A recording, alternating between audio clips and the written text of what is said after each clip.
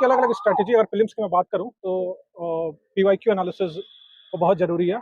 Content अपना prepare रखिए, खासकर स्टैटिक पे मैं ज़्यादा फोकस करूंगा। अगर आपका स्टैटिक तैयार है तो 50% ऑफ द सिलेबस और 50% ऑफ द क्वेश्चंस आप अटेम्प्ट कर सकते हैं। और मेंस में आपका आंसर राइटिंग बहुत इंपॉर्टेंट हो जाता है।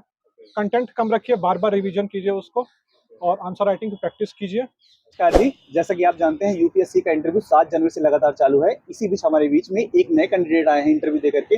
मैं इनसे बात करता हूँ, इनसे एक्सपीरियंस जानता हूँ कैसा रहा इनका इंटरव्यू। सर आपका क्या नाम है? विनय प्रताप राव। कहाँ से सर आप? मैं गोरखपुर उत्तर प्रदेश का रहने वाला हूँ। ओके सर, आपका अटेम्प्ट कौन सा था और मीडियम? ये मेरा चौथा अटेम्प्ट था और मीडियम इंग्लिश है। ओके सर, कैसा रहा इंटरव्यू सर? इंटरव्यू एक्सपीरियंस आप? इंटरव्यू बढ़िया था, और मेरा जो इंटरव्यू था वो वीवी स्वयं सर के बोर्ड में था। Okay sir. और मोस्टली ये वर्क प्रोफाइल पे ही मेरे चला है। Okay sir. मैं ऑलरेडी सिद्धार्थ नगर डिस्ट्रिक्ट में डिस्ट्रिक्ट यूथ वेलफेयर ऑफिसर की तरफ पोस्टेड हूँ। ओके, यूपी पीसीएस के थ्रू आपका सिलेक्शन? जी जी। किस बैच में सर? मैं 2022 बैच में सेलेक्टेड हूँ। 2021 में मैं नायब तहसीलदार के पद पर सेलेक्ट हुआ। ओके सर, ओवरऑल एक्सपीरियंस आप कैसा बताएंगे? इंटरव्यू जो नए कैंडिडेट देना चाहते हैं इंटरव्यू, उनके बारे में आप क्या बोलना चाहते हैं? उनके लिए क्या सजेशन है? एंजाइटी ना लें, टेंशन ना लें, और यहाँ का जो इंटरव्यू है it's more like conversation. Okay. वो एक्चुअल मॉक की तरह नहीं है, जो हम जैसा तो देखते हैं कि जो प्राइवेट इंस्टीट्यूट जो मॉक कराते हैं। ओके। तो यहाँ पे जस्ट कन्वर्सेशन की तरह है। कॉन्फिडेंट रहिए, चेहरे पे स्माइल रखिए, और आप ऑनेस्ट रहिए। That's what it counts. और सर अपकमिंग स्टूडेंट को सजेशन जो यूपीएससी की तैयारी करना चाहते हैं नेक्स्ट अटेम्प्ट के लिए, prelims mains interview throughout? देखिए, तीनों की अलग अलग स्ट्रैटेजी। अगर फिल्म्स की मैं बात करूं तो पीवाईक्यू एनालिसिस वो बहुत ज़रूरी है। उसके बाद अगर आप में टाइम मैनेजमेंट का इश्यू है तो आप और टेस्ट लगा सकते हैं। कंटेंट अपना प्रिपेयर रखिए, खासकर स्टैटिक पे मैं ज़्यादा फोकस करूंगा। अगर आपका स्टैटिक तैयार है तो 50% ऑफ द सिलेबस और 50% ऑफ द क्वेश्चंस आप अटेम्प्ट कर सकते हैं। और मेंस में आपका आंसर राइटिंग बहुत इंपॉर्टेंट हो जाता है। कंटेंट कम रखिए, बार बार रिवीजन कीजिए उसको, और आंसर राइटिंग की प्रैक्टिस कीजिए। अगर आंसर राइटिंग पूरा नहीं कर पाते हैं या पूरे टेस्ट नहीं सॉल्व कर पाते हैं तो एटलीस्ट क्वेश्चंस को लेके, पीवाईक्यू को लेके ब्रेनस्टॉर्मिंग जरूर कीजिए। ओके। और सर डिस्ट्रैक्शन को कैसे अवॉइड करें? स्टूडेंट किसी भी प्रकार की डिस्ट्रैक्शन हो सकती है, बहुत बड़ा एक मतलब लोगों के बीच में समस्या का विषय बना हुआ है। चूँकि मैं यूथ वेलफेयर ऑफिसर भी हूँ, यस तो सर। इस चीज़ में हम अपने डिजिटल टाइम को लिमिट कर सकते हैं। ओके। और अपना एक हम टाइम ज़ोन बना लें, लाइक टाइम हम प्रायोरिटाइज़ कर दें कि इतने से इतने टाइम तक हमें पढ़ना है, इतने टाइम तक हमें रिवीजन करना है, इतने से इतने टाइम तक हम मोबाइल देख सकते हैं। So it's all about time management. जी। Thank you sir. आपका ऑप्शनल क्या था? मेरा ऑप्शन ज्योग्राफी। ऑप्शनल से रिलेटेड क्या कुछ पूछेगा सर?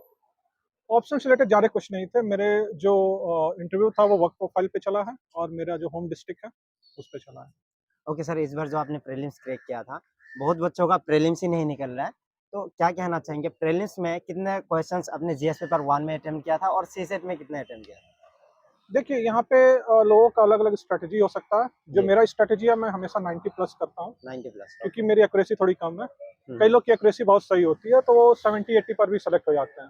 हम्म, रही बात प्रिपरेशन की, तो पीवाईक्यू एनालिसिस बहुत इंपॉर्टेंट है। आप डोमेन सेलेक्ट कर लिए, देखिए किस डोमेन से क्वेश्चन पूछे जा रहे हैं, उस डोमेन का ए टू सर जेड आप कितने साल की पीवाईक्यूज देखे थे आप इस बार? चाहें तो 15-20 साल के पीवाईक्यूज उठा 15 सकते हैं, 20। बट रेलेवेंट 10 साल के हैं। सर ज्यादा इंपॉर्टेंट क्या है, मॉक टेस्ट या पीवाईक्यूज? किसको आप ज्यादा महत्व देते हैं? पीवाईक्यूज ज़्यादा जरूरी है। पीवाईक्यूज। ओके सर, पीवाईक्यूज बहुत टॉपर्स ये बोलते हुए सुना है हमने कि पीवाईक्यूज को अच्छे से एनालिसिस करना चाहिए। एनालिसिस करने का क्या तरीका होता है सर? एनालिसिस बेसिकली, अगर लेट्स से अगर कोई क्वेश्चन है और किसी पर्टिकुलर एरिया से, जैसे विजयनगर किंगडम पे पूछा है, या फिर जी एनवायरमेंट में कहीं बायोडाइवर्सिटी पे पूछा है, जी। या किसी पर्टिकुलर ऑर्गेनिज्म पे फोकस कर रहा है, तो हमें उसका all like A to Z पता करना चाहिए। लाइक उसके अगर हम सेकंड और थर्ड लेवल ऑफ इंफॉर्मेशन में जाएं तो हमें और सिक्योरिटी प्रोवाइड करेगा एग्जाम क्रैक करने के लिए। ओके सर, जिन बच्चों ने क्लास ले लिया, ये मेंस के बारे में आप बता दीजिएगा। लेक्चर्स ले लिया या फिर क्लास हो गया, बुक्स पढ़ लिया, पर आंसर राइटिंग नहीं किया है, तो आंसर राइटिंग का क्या अप्रोच होना चाहिए सर? देखिए, आंसर राइटिंग एक आर्ट है बेसिकली। आप 10th से 12th में ऑलरेडी आप बोर्ड एग्जाम देते हैं। जी सो मेरा जो नजरिया है, अगर आप लेट्स से आपके पास टाइम नहीं है तो अपने जी। कंटेंट को बार बार रिवाइज कीजिए, और एटलीस्ट ब्रेन स्टॉर्मिंग कर लीजिए कि लेट्स से हमें इंट्रोडक्शन में क्या लिखना है, कितने पॉइंट्स मैं जनरेट कर पा रहा हूँ बॉडी में, और कंक्लूजन में क्या लिखना है। तो अगर आप ब्रेन स्टॉर्म भी कर पा रहे हैं, अगर आप स्पीड अच्छी है, तो आप मतलब हो सकता है, तो सिलेक्शन हो सकता है। सर सीसेट एक बहुत बड़ा हार्डल है, बहुत जो ह्यूमैनिटीज बैकग्राउंड के स्टूडेंट्स हैं उनके लिए। सीसेट में क्वेश्चन अटेम्प्ट करने का क्या अप्रोच होना चाहिए? पहले रीजनिंग का करें या फिर मैथ का करें या फिर मिक्स अप्रोच से करें? देखिए, सीसेट में अगर आप देखेंगे तो रीजनिंग भी है, कंप्रेंशन भी है, मैथमेटिक्स भी है। तो जी मेरा जो अप्रोच रहता है, मैं पहले कंप्रिहेंशन पूरा करता हूँ, ओके फिर उसके बाद रीजनिंग एंड देन मैथमेटिक्स। कई लोग का मैथमेटिक्स स्ट्रॉन्ग है तो पहले अटेम्प्ट कर लेते हैं, बट मैं जो सजेस्ट करूंगा, रीजनिंग आप पहले कर लीजिए, कंप्रिहेंशन पहले कर लीजिए, उसके बाद रीजनिंग, जी उसके बाद मैथमेटिक्स। क्योंकि कंप्रिहेंशन अगर आप कर लेते हैं तो आई थिंक आपके 30 से 35 क्वेश्चन हो जाते हैं, तो एक कॉन्फिडेंस देता है आपको।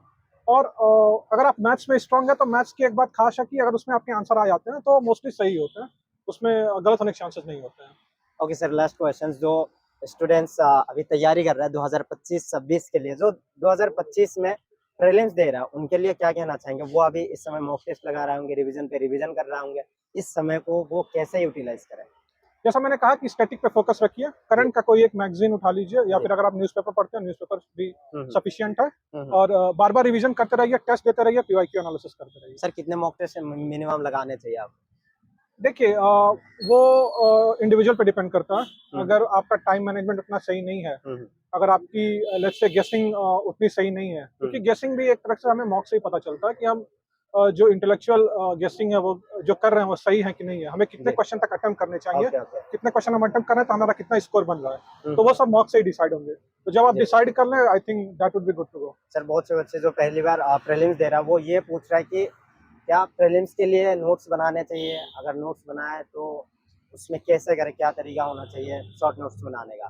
देखिए, मेंस के लिए आप नोट्स बनाते ही हैं, और अगर आप नोट्स बना रहे हैं तो कोशिश कीजिए कि प्रीलिम्स के लिए भी साथ में इंटीग्रेटेड नोट्स बनाइए। ओके। और उसका रिवीजन मोर इम्पोर्टेंट है, क्योंकि हम देखते हैं कि मार्केट में बहुत सारे सोर्सेज हैं, तो जी लोग क्या करते हैं कि दूसरे सोर्स पे जंप कर जाते हैं, रिवीजन होता नहीं है। जी जी। So revision is finally what it counts, आपको रिवीजन बार बार करना है। और या okay sir, thank you and all the best.